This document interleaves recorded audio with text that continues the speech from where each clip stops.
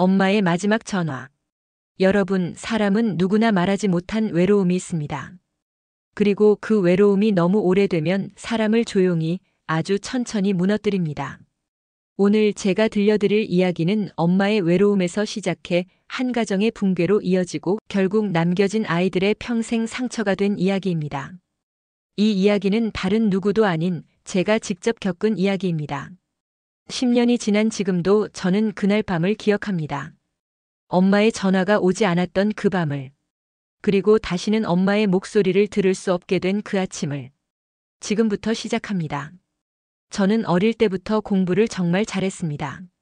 친척들이 모일 때마다 저 집 딸은 천재야, 서울대는 가겠네, 의사나 판사 될 거 아냐? 제 이름이 항상 입에 오르내렸죠. 저는 그런 칭찬들이 좋았습니다. 아니, 좋은 척했습니다. 왜냐하면 그 칭찬들이 있어야만 제가 우리 집에서 존재할 수 있었거든요. 우리 집에서 사랑은 성적표로 증명되었습니다. 100점을 받아야 잘했다는 말을 들을 수 있었고 99점은 왜 한 개를 틀렸니? 가 되었습니다. 저는 완벽해야 했습니다. 그래야만 가족의 일원으로 인정받을 수 있었으니까요. 하지만 아무도 몰랐습니다. 제게는 치명적인 약점이 있었다는 것을. 체력 그리고 우울증. 고등학교 2학년 때였습니다. 어느 날 아침 일어날 수가 없었어요. 몸이 말을 듣지 않았습니다. 마치 누군가 제 몸 위에 커다란 돌을 올려놓은 것처럼 일어날 수가 없었어요. 엄마가 방문을 두드렸습니다. 야, 학교 안 가? 저는 겨우 대답했습니다. 네. 그리고 그날부터 저는 조금씩, 아주 조금씩 무너지기 시작했습니다. 처음에는 그냥 피곤한 거라고 생각했습니다. 학원을 너무 많이 다녀서, 잠을 너무 적게 자서. 하지만 아니었습니다. 아침마다 눈을 뜨는 게 두려웠고 학교에 가는 것이 고문처럼 느껴졌습니다. 친구들의 웃음소리가 시끄럽게 들렸고 선생님의 목소리는 먼 곳에서 들리는 것 같았습니다. 고3 수능날. 제 인생에서 가장 중요한 날이라고 모두가 말했던 그날. 저는 오전 시험을 잘 봤습니다. 국어, 수학 다 괜찮았어요. 점심시간에도 자신 있었습니다. 이 정도면 충분히 좋은 대학 갈 수 있어. 그런데 오후 시험을 앞두고 복도를 걷는데 갑자기 눈앞이 깜깜해졌습니다. 심장이 너무 빨리 뛰었습니다. 숨을 쉴 수가 없었어요. 손이 떨렸고 식은땀이 났습니다. 안 돼, 지금은 안 돼. 정신을 붙잡으려 했지만 소용없었습니다. 저는 그대로 쓰러졌습니다. 고사장 복도 한가운데에서. 깨어났을 때는 양호실이었고 마지막 과목 시험 시간은 이미 끝나 있었습니다. 그날 밤 엄마는 제게 아무 말도 하지 않았습니다. 실망한 표정으로 그저 한숨만 쉬었죠. 아빠는 집에 없었습니다. 평소처럼. 결국 저는 재수를 했습니다. 재수도 실패했습니다. 삼수까지 했습니다. 주변 친구들은 하나둘 대학에 가고 새로운 삶을 시작했습니다. SNS에는 새내기 파티 사진들이 올라왔고 대학 축제 이야기들이 넘쳐났습니다. 저는 여전히 독서실 책상 앞에 앉아 있었습니다. 그 시간이 얼마나 외로웠는지 아무도 몰랐습니다. 엄마도 몰랐습니다. 엄마는 제게 이렇게 말했어요. 넌 똑똑한데 왜 이렇게 못하니? 의지가 약한 거 아냐? 오빠 좀 봐라. 독일까지 유학 갔잖아. 네, 오빠는 그때 독일에서 유학 중이었습니다. 집안의 자랑이자 희망이었죠. 저는 그냥 문제아였습니다. 왜 이렇게 됐을까 매일 저를 자책했습니다. 삼수 끝에 저는 정말 겨우 지방의 한 대학에 들어갔습니다. 엄마는 기뻐하지 않았습니다. 그저 그래도 대학은 가야지라고만 했죠. 그 말 속에 담긴 실망감을 저는 느낄 수 있었습니다. 그때까지만 해도 저는 몰랐습니다. 엄마가 얼마나 무너지고 있었는지, 우리 집이 곧 완전히 붕괴될 거라는 것을. 우리 부모님은 사업을 하셨습니다. 작은 사업은 아니었어요. 꽤 잘 됐습니다. 경제적으로는 부족함이 없었습니다. 원하는 건 대부분 살 수 있었고 여행도 자주 갔고 좋은 차도 탔습니다. 큰 아파트에 살았고 명절 때면 친척들이 우리 집을 부러워했습니다. 저는 늘 생각했어요. 우리 집은 남들보다 잘 사는 집이야. 우리 가족은 행복한 가족이야. 하지만 그건 착각이었습니다. 겉으로 보이는 것과 실제로 느끼는 것은 완전히 달랐습니다. 우리 집은 말이 없는 집이었습니다. 아빠와 엄마가 대화하는 모습을 저는 거의 본 적이 없습니다. 아침에 일어나면 아빠는 이미 출근했고 저녁에 집에 오면 아빠는 술 냄새를 풍기며 거실 소파에 누워 있었습니다. 엄마는 늘 주방에 있었습니다. 혼자서 말없이. 지금 돌이켜보면 우리 집 식탁은 항상 조용했습니다. 숟가락 부딪히는 소리, 그릇 놓는 소리만 들렸죠. 잘 먹겠습니다. 잘 먹었습니다. 그 사이에는 아무런 대화도 없었습니다. 가족이 함께 앉아 있어도 각자 다른 세계에 있는 것 같았습니다. 우리 집의 진짜 문제는 따로 있었습니다. 바로 시댁. 아빠의 어머니, 그러니까 할머니와 아빠의 누나들, 고모들이 엄마의 삶에 끊임없이 간섭했습니다. 왜 밥을 이렇게 해? 애들 교육은 제대로 하는 거야? 돈 관리도 못하네. 우리 아들한테 왜 그렇게 해? 엄마가 뭘 해도 잘못이었습니다. 엄마가 새 옷을 사면 돈 펑펑 쓰네. 엄마가 옷을 안 사면 남편 체면도 생각 안 하냐? 엄마가 아이들에게 엄하게 하면 애들한테 왜 그래?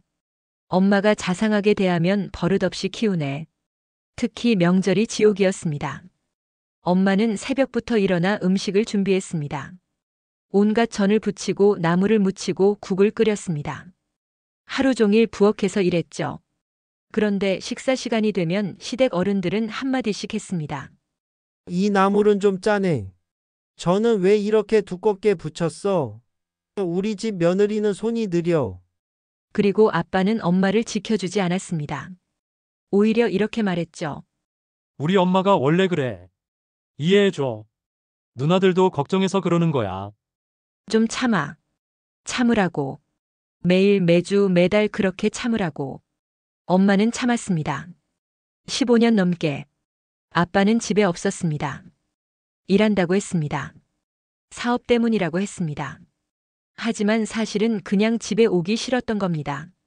엄마와 대화하기 싫었고 가족과 시간 보내기 싫었고 아빠로서의 책임을 지기 싫었던 거죠. 대신 술을 마셨습니다. 거래처 사람들과 사업 파트너들과 그리고 다른 여자들과. 하지만 그때는 몰랐습니다. 나중에야 알게 됐죠. 아빠가 얼마나 오랫동안 엄마를 배신하고 있었는지. 엄마의 하루는 이랬습니다. 새벽 5시 기상 아빠 출근 준비, 아이들 아침 준비, 회사 출근. 회사에서는 직원들 관리하고 장부 정리하고 거래처 응대하고. 저녁에 퇴근하면 시댁 전화 받고 저녁 준비하고 집안일하고. 밤 11시쯤 되면 혼자 거실에 앉아 있었습니다. TV도 안 보고 핸드폰도 안 보고 그냥 멍하니 앉아 있었어요. 어떤 날은 엄마가 거실 창문 밖을 바라보며 눈물을 흘리는 모습을 본 적이 있습니다. 소리 없이 조용히. 제가 다가가면 급하게 눈물을 닦고 먼지가 들어갔나 봐라고 말했죠. 제가 물었습니다. 엄마, 왜 그래? 엄마가 대답했습니다. 아무것도 아니야. 하지만 엄마의 눈은 텅 비어 있었습니다. 그때 저는 몰랐습니다.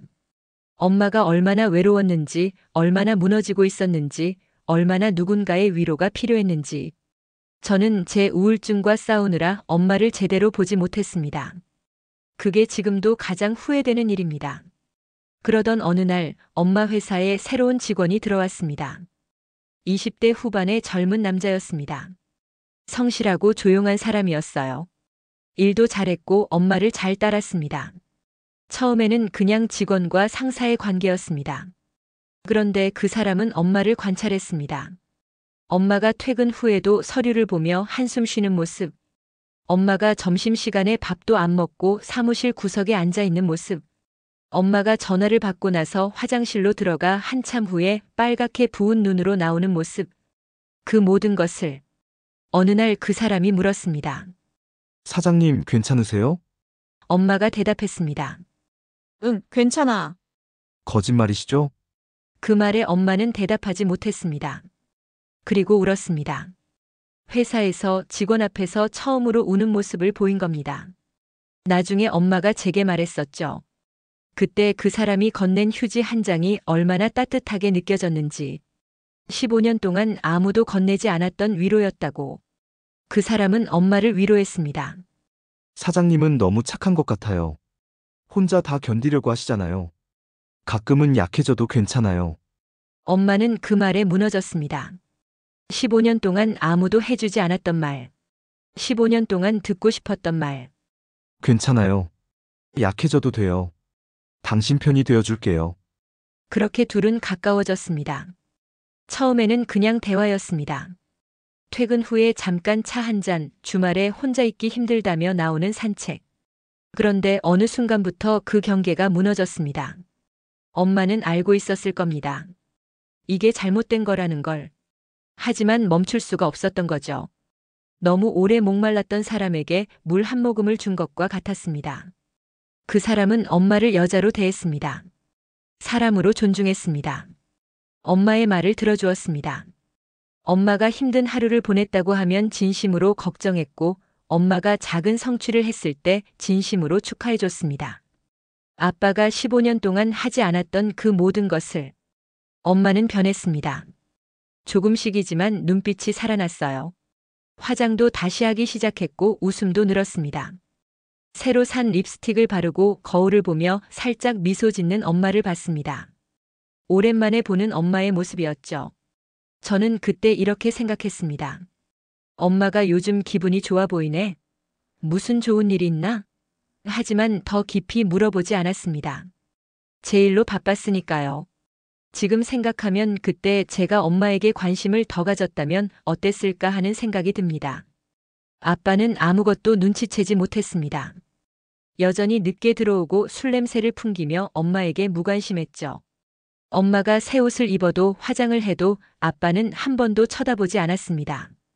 그렇게 몇 달이 흘렀습니다.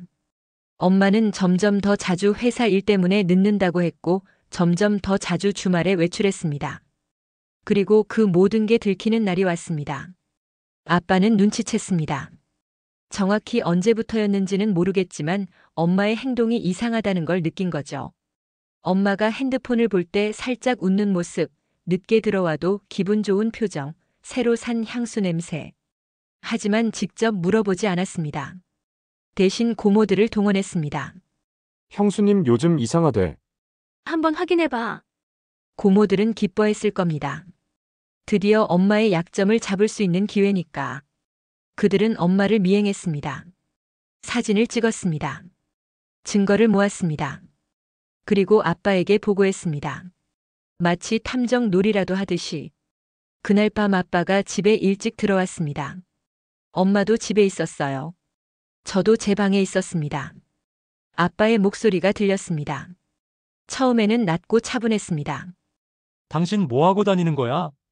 엄마가 대답하지 않았습니다. 이게 뭐야? 이게 뭐냐고. 물건 깨지는 소리, 엄마의 비명. 저는 방문을 열었습니다.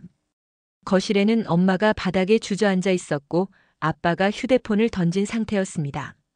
엄마의 손에서는 피가 흘렀습니다. 깨진 화분에 베인 것 같았어요. 아빠 뭐 하는 거예요? 아빠가 저를 봤습니다. 눈이 충혈되어 있었어요. 너 방 들어가 있어. 하지만 엄마가 들어가 있으라고. 아빠의 목소리는 제가 처음 듣는 톤이었습니다. 무섭고 차갑고 낯설었습니다. 저는 그날 밤 방문을 닫고 이불을 뒤집어 쓰고 귀를 막았습니다. 하지만 엄마의 울음소리는 들렸습니다. 그 소리를 들으며 저도 울었습니다. 무서웠고 혼란스러웠고 무엇보다 아무것도 할 수 없다는 게 너무 괴로웠습니다. 다음 날부터 엄마의 지옥이 시작되었습니다. 시댁 식구들이 우리 집에 몰려왔습니다. 할머니, 고모들, 큰아버지 모두가 왔습니다. 그들은 엄마를 심판했습니다. 이런 못된 년을 봤나? 어떻게? 남편이 있는 사람이 우리 아들한테 이럴 수가 있어? 꼴값 사네, 정말. 엄마는 아무 말도 하지 못했습니다. 그저 고개를 숙이고 울기만 했습니다. 저는 제 방에서 그 소리를 다 들었습니다. 나가서 엄마를 감싸고 싶었습니다. 엄마는 그럴 만한 이유가 있었어요 라고 말하고 싶었습니다. 하지만 저는 겁쟁이였습니다. 문을 열지 못했습니다. 그게 제가 가장 후회하는 순간입니다. 소문은 빠르게 퍼졌습니다. 동네 사람들이 알게 됐고 친척들이 알게 됐고 엄마 친구들도 알게 됐습니다. 엄마는 집 밖을 나갈 수 없었습니다. 마트에 가면 수군거리는 소리가 들렸고 길을 걸으면 손가락질 당했습니다. 저 사람 남편 있으면서 젊은 남자랑 부끄러운 줄도 모르나 봐. 엄마는 점점 작아졌습니다. 말이 없어졌고 밥을 먹지 않았고 방에만 있었습니다. 몸무게가 10kg 넘게 빠졌습니다. 얼굴은 창백해졌고 눈은 푹 꺼졌습니다. 저는 엄마 방문 앞을 지나가며 가끔 엄마의 울음소리를 들었습니다. 작고 조용한 삼키는 듯한 울음. 그 소리가 지금도 귓가에 맴돕니다. 어느 날 밤 엄마가 제 방에 들어왔습니다. 잠깐 얘기 좀 할 수 있을까? 저는 고개를 끄덕였습니다. 엄마가 제 침대 끝에 앉았습니다. 미안해. 엄마가 정말 잘못했어. 하지만 있잖아. 엄마도 사람이었어. 외롭고 힘들고 누군가에게 기대고 싶었어. 그 사람이 처음으로 엄마를 사람으로 봐줬어.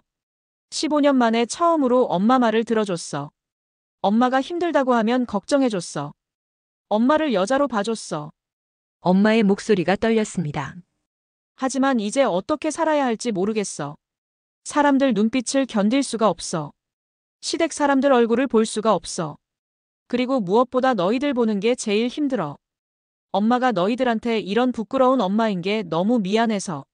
저는 엄마를 안아줬어야 했습니다. 괜찮아, 엄마라고 말해줬어야 했습니다. 엄마도 행복할 권리가 있어요라고 말해줬어야 했습니다. 하지만 저도 혼란스러웠습니다. 엄마를 이해하고 싶었지만 동시에 배신감도 들었습니다. 엄마가 우리 가족을 무너뜨렸다는 생각도 들었습니다. 그래서 저는 아무 말도 하지 못했습니다. 그냥 고개만 끄덕였습니다. 엄마는 제 방을 나갔습니다. 등이 굽어 보였습니다. 그게 엄마와 나눈 마지막 대화였습니다. 그날은 평범한 날이었습니다. 아니, 평범해 보였습니다. 엄마는 아침 일찍 일어나 밥을 했습니다. 저는 학교 가는 준비를 했고 아빠는 이미 나가고 없었습니다. 다녀올게요. 그래, 조심해. 엄마의 마지막 말이었습니다. 그때 엄마를 제대로 봤더라면, 엄마의 표정을, 눈빛을 제대로 봤더라면, 뭔가 다른 점을 알아챌 수 있었을까요? 하지만 저는 그냥 현관문을 나섰습니다. 저는 학교에서 저녁 늦게까지 있었습니다. 도서관에서 공부하다가 친구들과 밥 먹고 집에 돌아온 시간이 밤 10시쯤이었습니다. 집은 조용했습니다. 불이 꺼져 있었어요. 엄마? 대답이 없었습니다. 이상했습니다. 엄마는 항상 집에 있었거든요. 저는 엄마 방문을 열었습니다. 저는 비명을 질렀습니다. 기억나지 않습니다. 그 후에 무슨 일이 있었는지, 119에 전화했던 것 같고 이웃집 아줌마가 왔던 것 같고 경찰이 왔던 것 같고, 하지만 정확하게는 기억나지 않습니다. 다만 한 가지는 분명합니다. 엄마는 이미 차가웠습니다. 엄마 곁에는 편지가 있었습니다. 엄마의 둥근 글씨로 쓰여진 편지. 미안해. 엄마는 너무 비겁한 사람이야. 살 용기가 없어. 너희들을 사랑해. 항상 사랑했어. 부디 엄마를 미워하지 말고 행복하게 살아줘. 그게 엄마의 마지막 소원이야. 그날 밤 이후의 시간은 흐릿합니다. 경찰 조사를 받은 것 같고 누군가 저를 다른 방으로 데려간 것 같고 따뜻한 차를 준 것 같고, 하지만 아무것도 기억나지 않습니다. 장례식장은 지옥이었습니다. 시댁 사람들은 왔지만 진심으로 슬퍼하지 않았습니다. 오히려 수군거렸습니다. 자업자득이지 뭐. 창피해서 그랬겠지. 우리 식구 망신만 시키고. 그 말들을 들으며 저는 분노했습니다. 소리치고 싶었습니다. 당신들이 엄마를 죽였어. 하지만 목소리가 나오지 않았습니다. 독일에 있던 오빠가 급히 귀국했습니다. 오빠는 무너졌습니다. 내가 있었어야 하는 건데. 내가 엄마를 지켜줬어야 하는 건데. 전화라도 더 자주 할걸? 우리는 서로를 안고 울었습니다. 장례식이 끝나고 며칠 후 아빠가 우리를 불렀습니다. 그리고 모든 것을 말했습니다. 엄마가 어떻게 발견됐는지, 엄마가 마지막으로 무엇을 했는지, 그리고 아빠 자신의 비밀도. 아빠도 다른 사람을 만나고 있었어. 뭐라고요? 몇 년 전부터 회사 직원이었어. 엄마보다 먼저. 순간 모든 게 무너졌습니다. 엄마를 그렇게 심판했던 사람, 엄마를 그렇게 몰아붙였던 사람. 그 사람이 똑같은 짓을 하고 있었다는 것. 아니, 더 오래, 더 먼저. 어떻게 그럴 수가 있어요? 어떻게 엄마를 그렇게 대하고 자신은 똑같은 짓을 할 수 있어요? 아빠는 대답하지 못했습니다. 고개를 숙였습니다. 저는 그날 아빠를 아빠라고 부르지 않기로 했습니다. 엄마가 떠나고 몇 달 후 아빠는 집을 팔았습니다. 너희들 학비도 필요하고. 거짓말이었습니다. 아빠는 그냥 엄마의 흔적을 지우고 싶었던 거죠. 엄마가 심었던 화분들, 엄마가 좋아하던 커튼들, 엄마의 향기가 남아있는 모든 것들. 그리고 1년 후 아빠는 재혼했습니다. 그 여자와 우리를 결혼식에 초대하지도 않았습니다.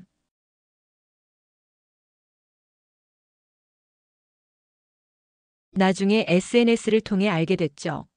오빠는 독일로 돌아갔고 저는 혼자가 되었습니다. 지금 저는 36살입니다. 10년이 흘렀습니다. 엄마가 떠난 지 저는 이제 엄마를 이해합니다. 엄마는 나쁜 사람이 아니었습니다. 약한 사람이었을 뿐입니다. 너무 오래 외로웠고 너무 오래 무시당했고 너무 오래 혼자였던 사람. 그리고 저는 깨달았습니다.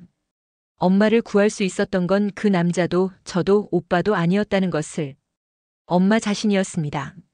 엄마가 스스로를 사랑할 수 있었다면, 엄마가 자신의 가치를 알았다면, 엄마가 나는 행복할 자격이 있다고 믿을 수 있었다면, 엄마는 다른 선택을 했을 거예요. 하지만 우리 사회는 엄마에게 그럴 기회를 주지 않았습니다. 완벽한 아내, 완벽한 엄마, 완벽한 며느리가 되라고만 했죠. 엄마 자신으로 살 권리는 없었습니다. 여러분, 저는 오늘 이 이야기를 처음으로 세상에 꺼냅니다.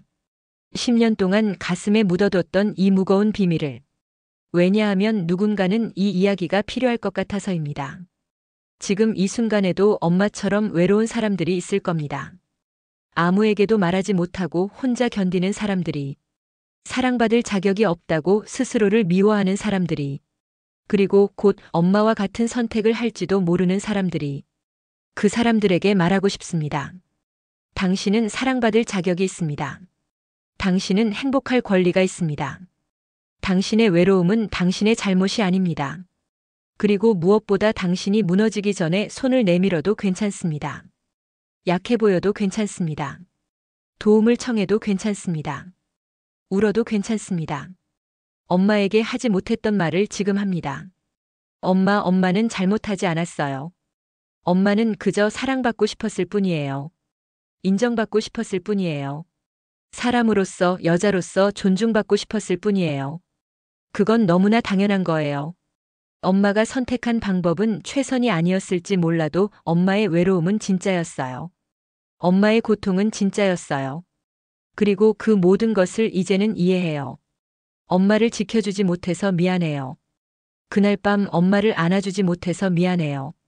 이 영상을 보는 모든 분들, 당신 곁에 누군가가 조용히 무너지고 있지는 않은지 한 번만 돌아봐 주세요. 괜찮아? 라고 물어봐 주세요. 그 한마디가 누군가의 생명을 구할 수도 있습니다.